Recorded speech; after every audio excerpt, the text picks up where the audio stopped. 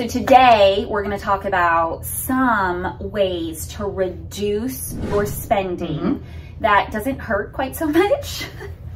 Doesn't change quite so many things. So thanks for tuning in. Ashley Corville. Sonia's here with me. The other thing is I've also watched people order a caboodle of food, nibble, throw the rest away. Yeah. It's like flushing money down the toilet. It's like throwing it right in the trash can. Don't go when you're starving. Yeah. And even if you are starving, ask yourself, am I going to eat all $45 of this? No, I'm not. It's just going to go on the floorboard of the car. When the dog jumps in when you get home, the dog's going to eat it. You're mad because the dog ate it. The dog's not supposed to have it. All this mess. Okay. Let's only order what you're going to have. Just that, you know, now it doesn't have to be the small burger, but it doesn't necessarily have to be the triple either. So let's be mindful of that and keep it within the limits. When you do dine out, let's not get a big giant drink. Let's not get 1 to 2 appetizers, then order the entree, because by the time the entree comes, you're not going to eat it. You're going to box it up, take it home. Forget about it. Forget about it. 2 weeks later, throw it away. You're going to open it up. It's now a science experience and you get to throw it away. So you're still throwing away money. Yeah. And so I would say, like, if you are eating out every lunch or dinner or what, like, why don't you cut that in half? Sure. If you're really disciplined in this, like I have been through this, I eat out once a week, which is Friday. That's like my treat. It's like I've made it through the week. So Friday for lunch, I'm going to go out. That's the reward to myself to keeping diligent and disciplined on the spending plan all week. And then still being mindful of like these things that Sonia talked about. Like, I don't get an appetizer. I don't get this. I don't drink soda. So like, you know, all of that. So I'm able to limit even the reward to still keep me really in line with that. You can also find where some of your favorite restaurants are having specials. Yeah. So today happens to be Tuesday. It's Taco Tuesday. Yeah. Go there. Go there. Celebrate that. Celebrate that. Yeah. So the next probably like easiest thing that we don't think about is reviewing our obligations. Yeah. And so we talked a little bit at the beginning of like, hey, we have these bills, we have these certain thresholds, we have these certain requirements that like our rent is what it is, our mortgage is what it is. But there's some things that you should be doing probably annually to review with the providers you're with to get them reduced. Yeah, such as if you have cable, call the cable company. Hey, what kind of special you have going on? Yeah. Well, what are you looking for? I'm looking to reduce my bill. It's too high. So we're going to take some channels off now, or we may have to shut it off. Well, first thing they're going to do is say, well, we don't need to shut it off. Let me see, you know, click, click, click, click. Let me see what kind of specials we're having. Yep. Because if you say, look, this bill's high, I'm going to have to shut it off. It's amazing how many specials they find for you. Yeah. So we want to review cable, internet, cell phone are probably like the biggest accessory utilities that I'll call them that will probably run a special for you. The electric company is probably not. But the electric company in our area does have what they call, everybody calls it something different. We have it what they call budget billing.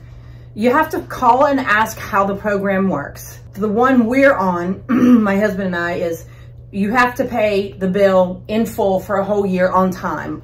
So I'm on automatic pay, so it just pays. So what they do is they average the bill for a year, and then instead of, you know, charging on your usage, on the usage, you pay an average all year long. So when you're doing your spending plan, you know your average electric bill is, let's say, $300. Yeah. Now, in April or May, it might only be $100 because temperatures are fantastic. We're not running anything. Right. However, in July, when it's 107, that AC is spinning like a top. Right. But the electric bill still stays, give or take, around that, so that you can average and budget accordingly.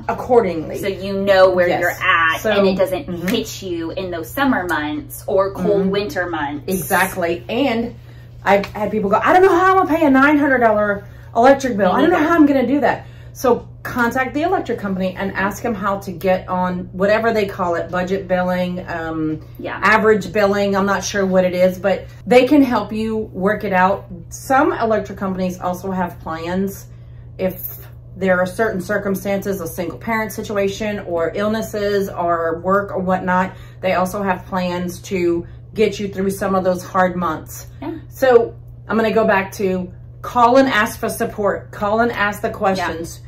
Don't be afraid to ask. And you don't know what you don't know. Yeah. So get some information. Yeah. So some of the other things that I would be looking at is car insurance. Mm-hmm.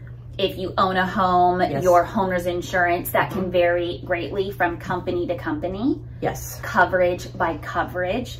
I believe in over-insuring yourself, but sometimes that doesn't work with people's financial situation. And so you want to be smart and diligent, plan for the what if, the worst case, as well as like working in the confines of your thing. So like you can review that. If you need to call somebody other than your agent to price match, I would recommend that. It's a smart thing to do annually to just see where things are. Because the rules change. Yeah. Rules change for insurance, rules change.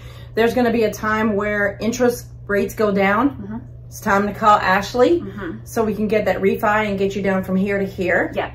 So that's why you should be looking at all those bills. Also look at some of the services that you're getting on your home that maybe you could do yourself, that you don't necessarily have to pay for. Yeah. Or if you have a teenager that needs money and there are some services, cutting grass, different things around, like I said, different things around the house that now you can start teaching that teenager how to do. Also, we were talking about insurance. When you have a teenager that gets on the bill, and the teenager is at a place where they can get a job, having them be responsible for their portion of the insurance teaches them responsibility. Yep. Even if it's just a portion. It doesn't have to be the whole thing. It doesn't have to be the whole thing, but it's a portion of it. Yeah. Teaches them how to have needs and wants. And then that also helps on your spending plan. Yeah. So, you know, being mindful of where your money is going. Yes. Planning meals, outings, things coming up are going to improve your spending. And so I hope that this was super helpful. And it's gave you a couple of things to be mindful of and go do. Check out our blog. We have 10 ways total. Some of these are obviously included, but 10 ways total that you should look at and say, hey, where can I focus my energy to move this forward? So hope it was helpful. Tune in next week. We're going to talk about like the confines that you should be living in, which is the 50-30-20 rule when planning your money in and out. And that is going to be a game changer for a lot of you. See y'all later.